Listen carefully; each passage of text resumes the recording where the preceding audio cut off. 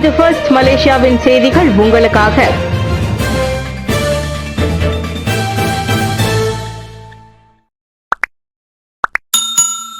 Drugs கட்டிடத்தில் கட்டுமானத்தில் உள்ள ஹோட்டலில் தீ. கோலாலம்பூர் ட்ரக்ஸ் வணிக வளாகத்தில் கட்டுமானத்தில் உள்ள ஹோட்டலில் நேற்றிரவு தீ ஏற்பட்டதால் அவ்விடமே பரபரப்பானது. அந்த வீடியோக்களும் சமூக ஊடகங்களில் வைரலாகின. தகவல் கிடைத்து சம்பவ இடம் விரைந்த தீயணைப்பு மீட்பு துறையை தீயை அணைத்தது. சம்பவத்தின் போது உள்ளே இருந்த சுமார் 50 கட்டுமான தொழிலாளர்கள் தீ வேகமாக பரவுவதற்குள் வெளியே ஓடி தங்களை காப்பாற்றிக் கொண்டனர். அதில் யாரும் காயமடைந்ததாக தகவல் இல்லை. சேத விவரங்களும் தெரிய வரவில்லை.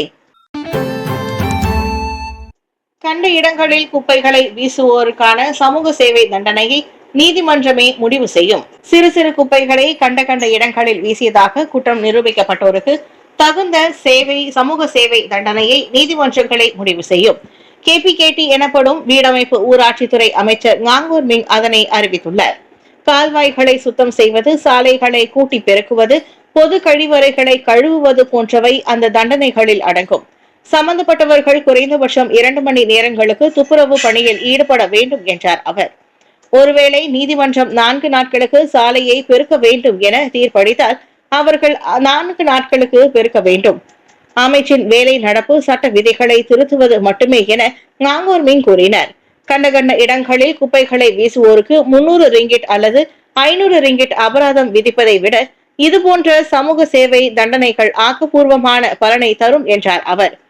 அவர்களுக்கு ஒரு பாடமாக விளங்கும் வகையிலும் மற்றவர்களுக்கு விழிப்புணர்வை ஏற்படுத்தும் நோக்கிலும் இந்த சமூக சேவை தண்டனை விதிக்கப்பட உள்ளது. ஸ்கூடாயில் வீட்டு கொள்ளை 24 மணி நேரங்களுக்குள் கொள்ளையன் போலீசிடம் சிக்கினார். ஜொகூர் ஸ்கூடாய் பண்டார் செலாசாப் ஜெயாவில் உள்ள வீடொன்றில் கொள்ளையடிக்கப்பட்ட பொருட்களை 24 மணி நேரங்களுக்குள் போலீஸ் கண்டுபிடித்துள்ளது. ஜனவரி 5ஆம் தேதி காலை 7:30 மணிக்கு வீட்டில் பொருட்கள் எல்லாம் அலங்கோலமாக சிதறி கிடந்ததாகவும் விலை உயர்ந்த பொருட்களுக்கும் காணாமல் போனதாகவும் 55 வயது ஆடவர் முன்னதாக போலீசில் புகார் செய்திருந்தார். இதையடுத்து உடனடி விசாரணையில் இறங்கிய போலீஸ் அதே நாள் மாலை 4:20 மணிக்கு கோலாங் பாத்தா தாமன் முத்தியாரா உத்தமாவில் 35 வயது சந்தேக நபரை கைது செய்தது. அவரிடம் இருந்து ஒரு பெருடுவா அல்சா கார், ஒரு கத்தி, வீட்டை உடைக்க பயன்படுத்தப்பட்ட 7 கருவிகள், 43 பண நோட்டுகள் உள்ளிட்டவை பறிமுதல் செய்யப்பட்டன. பூட்டப்படாத வீடுகளில் புகுந்து கொள்ளையடிப்பதே அவனது வாடிக்கை என இஸ்கந்தார் புத்ரி மாவட்ட போலீஸ் தலைவர் துணை ஆணையர் எம் குமரேசன் கூறினார். நவீன் கொலை வழக்கு எதிர்வாதம் செய்யும்படி குற்றம் சாட்டப்பட்ட 4 உத்தரவு. நவீன் கொலை வழக்கில் 4 குற்றவாளிகள் விடுதலை செய்யப்பட்டதை இன்று தள்ளுபடி செய்த மேல்முறையீட்டு நீதிமன்றம் அந்த அனைத்து நபர்களையும் எதிர்வாதம் செய்யும்படி உத்தரவிட்டது. இந்த கொலை வழக்கு மீண்டும் ஜார்ஜ் டவுன் உயர்நீதிமன்றத்தில் செவிமடுக்கப்படும்.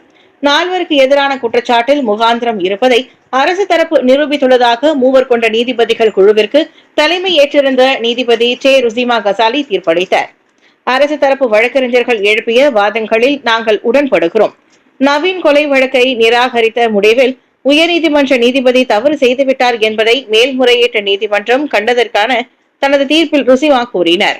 இந்த வழக்கை செவிமடுத்த நீதிபதி குழுவில் இடம்பெற்ற இதர 2 நீதிபதிகள் ஜைனி மஸ்லான் மற்றும் நூரின் பாருடின் ஆகியோர் அவர். மேலும் வழக்கு விசாரணை தொடங்கி முடியும் வரை குற்றம் சாட்டப்பட்ட 4 மீண்டும் தடுத்து வைக்கப்பட வேண்டும் என்றும் மேல்முறையீட்டு நீதிமன்றம் உத்தரவிட்டது. அந்த 4 2023ஆம் ஆண்டு அக்டோபர் மாதம் விடுதலை செய்யப்பட்டதை தொடர்ந்து அவர்களுக்கு எதிராக அரசு தரப்பு மேல்முறையீடு செய்திருந்தது.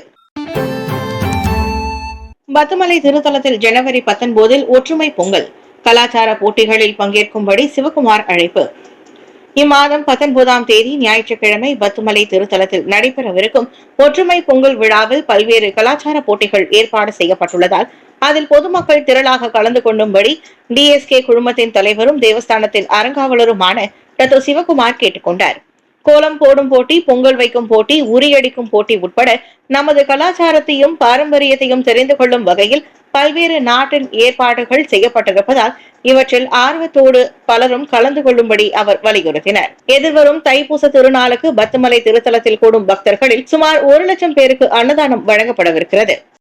இந்த அன்னதான நிகழ்ச்சியில் அனைவரின் பங்கேற்பும் இருக்க வேண்டும் என தேவஸ்தான தலைவர் தான் ஸ்ரீ ஆர் நடராஜா கேட்டுக்கொண்டதால் தொண்டூழியர்களை முன்கூட்டியே இணையம் வாயிலாக பதிவு செய்யும் இயக்கத்தை தொடக்கி வைக்கும் நிகழ்ச்சியில் கலந்து கொண்ட போது சிவக்குமார் இத்தகவலை வெளியிட்டார். குவாமுசாங்கில் விபத்தில் சிக்கிய கார் தீப்பற்றியதில் ஓட்டுநர் பலி. பிளந்தான் ஜாலான் குவாமுசாங் குவாலாகிராய் சாலையின் 10வது கிலோமீட்டரில் 2 வாகனங்கள் மோதிக்கொண்டதில் ஒரு ஆடவர் தீயில் கருகி மாண்டார்.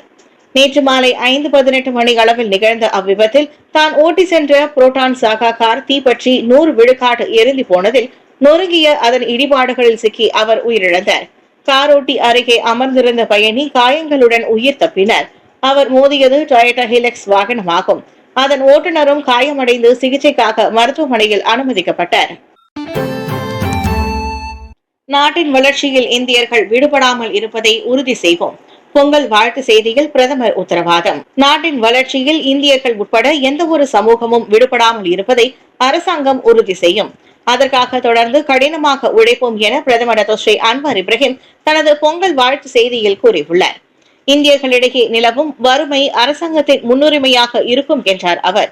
நாட்டில் ஒற்றுமையையும் ஒருங்கிணைப்பையும் தொடர்ந்து வலுப்படுத்துவதாகவும் என தாம் பெரிதும் நம்புவதாகவும் தமது சமூக ஊடகங்களில் மலாயிலும் தமிழிலும் வெளியிட்ட வாழ்த்து செய்தியில் அவர் சொன்னார்.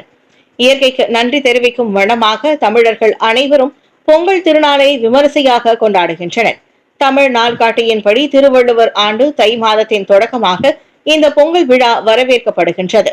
எனவே இந்த ஆண்டு பொங்கல் விழாவை குடும்பத்தினருடனும் அன்பிற்குரியவர்களுடன் மிகவும் மகிழ்ச்சியாகவும் அர்த்தமுள்ளதாகவும் அனைவரும் கொண்டாட வேண்டும்.